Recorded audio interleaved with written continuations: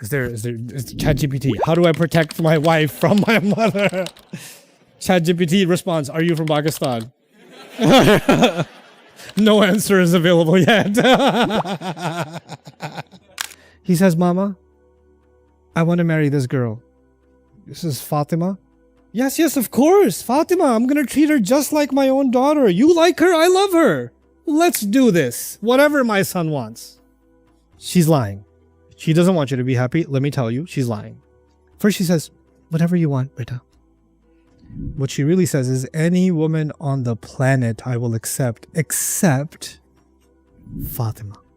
And when he marries Fatima, the mother starts throwing some comments, some jabs, some little bit of here, little bit of there to annoy Fatima.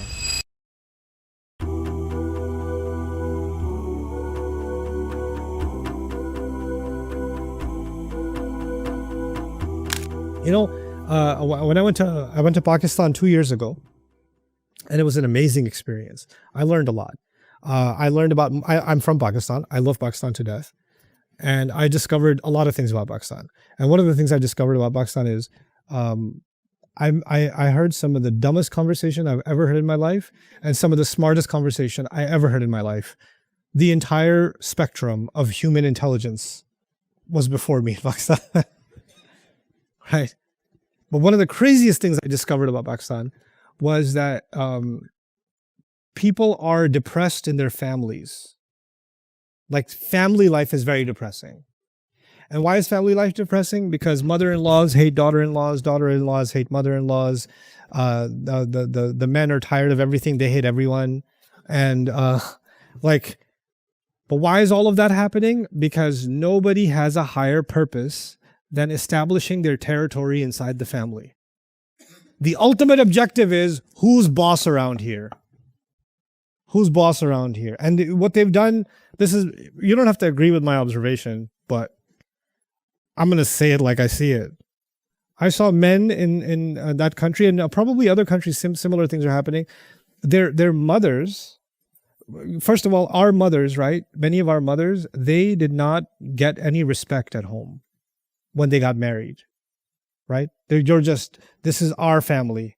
We did you a favor by letting you marry our golden boy, right? So this woman had no value in her house. And finally she gets, she has a boy. The moment she has a boy, if she had a girl, she still has no value. But if she had a boy, all of a sudden, she just won the Olympics. She's wearing the Olympic gold medal around her neck. That Olympic gold medal is her son, Abdul Karim. Right? All of a sudden, she has value because she has a what? A boy. Laws are treating her differently. Everybody's congratulating her. All of a sudden, she's, for the first time in my life, I'm important. But why am I important? Because of my son. So she's oodling over it. She loves this kid. She's obsessed with this kid. Mera bachcha, mera bachcha, mera bachcha. Then this kid gets big. And when he gets big, inna lillahi wa inna ilayhi raji'un, he wants to get married. And his mother says to him, and she's lying, she says, "I want you to be happy." She's lying. She doesn't want you to be happy. Let me tell you, she's lying. I'll tell you how. And she's not bad, but let me tell you, I'll explain. He says, "Mama, I want to marry this girl. This is Fatima. She's from the university. I see that she's a good girl. Has a good family. I think she's a good match for me. I want to marry this girl." The mother says, in her head, she says, "Whatever you want, beta." What she really says is, any woman on the planet I will accept, except Fatima. Fatima you cannot have. Why? Because you want Fatima.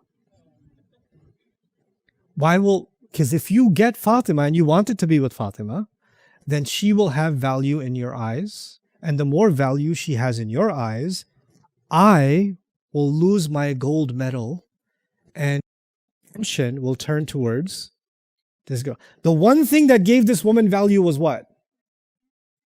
Having a son. This girl that he likes, the fact that he likes her, she's threatened that her value is going to what?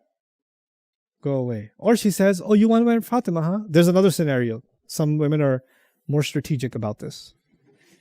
Yes, yes, of course. Fatima, I'm going to treat her just like my own daughter. You like her, I love her. Let's do this. Whatever my son wants. And the poor guy marries Fatima.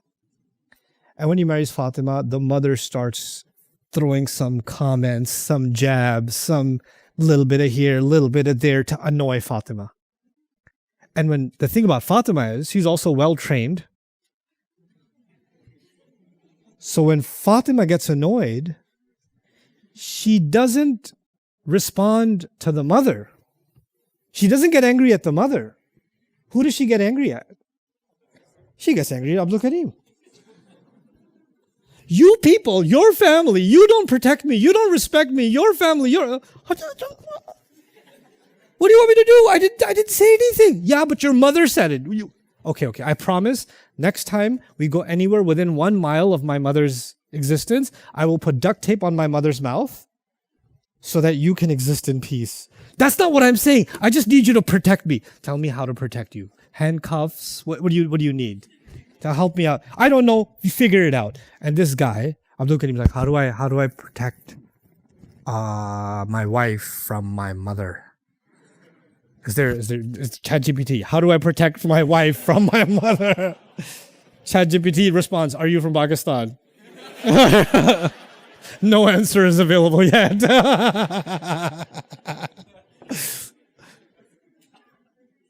But let me tell you why the mom is doing that.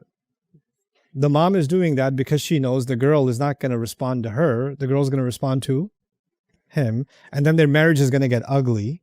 And when their marriage gets ugly, finally the boy will come running back to who? Mom, you were right. Fatima wasn't good for me. It's okay, beta. Girls nowadays. It's okay. Now I'm telling you this crazy story in the middle of Surah Al-Muddaththir for a reason.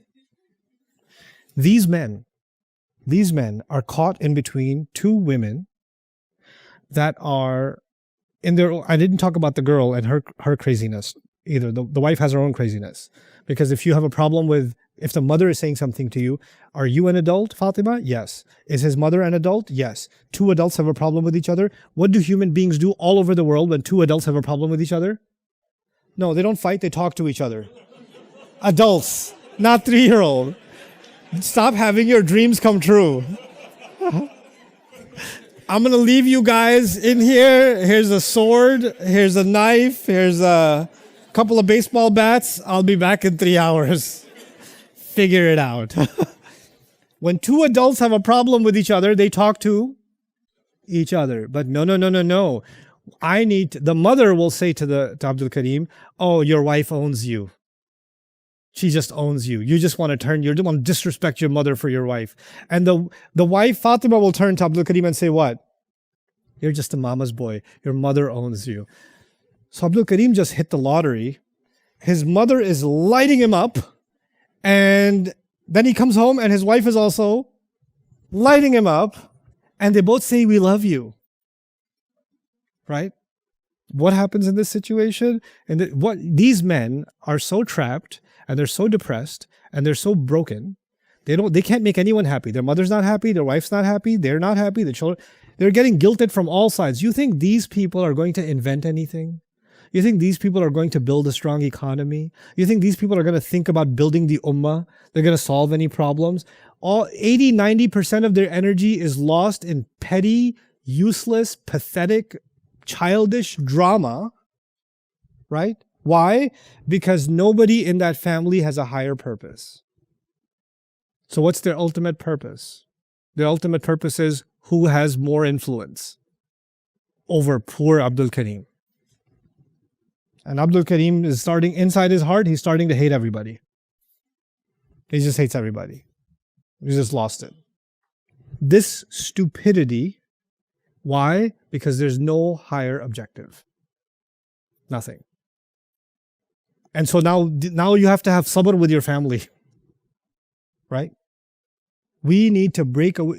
And the reason this happens is when you educate your women about the Book of Allah, when you educate your men about the Book of Allah, when you learn the Book of Allah, you learn higher purpose. You don't get caught in petty, pathetic little territory games. You don't do this. And if this was just one family and one family situation, I wouldn't even be talking about it. If it's 10 million, 20 million, 30 million, 50 million families, 100 million, nearly 1 billion families around the world caught up in this nonsense, do you see how we're paralyzing the ummah? We don't need an enemy to destroy us. Do you see how much this problem gets bigger and bigger? When Allah is giving us a higher goal, there's a deen to be served. Muhammadur Rasulullah sallallahu alaihi wasallam left this religion for this ummah to carry. This ummah.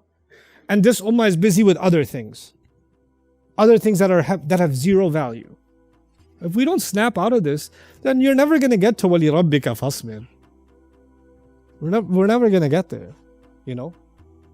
I hope you guys enjoyed that video clip. My team and I have been working tirelessly to try to create as many resources for Muslims to give them first steps in understanding the Quran, all the way to the point where they can have a deep, profound understanding of the Quran. We are students of the Quran ourselves, and we want you to be students of the Quran alongside us. Join us for this journey on bayinatv.com, where thousands of hours of work have already been put in. And don't be intimidated, it's step by step by step, so you can make learning the Quran a part of your lifestyle. There's lots of stuff available on YouTube, but it's all over the place. If you want an organized approach to studying the Quran beginning to end for yourself, your kids, your family, and even among peers, that would be the way to go. Sign up for bayinatv.com.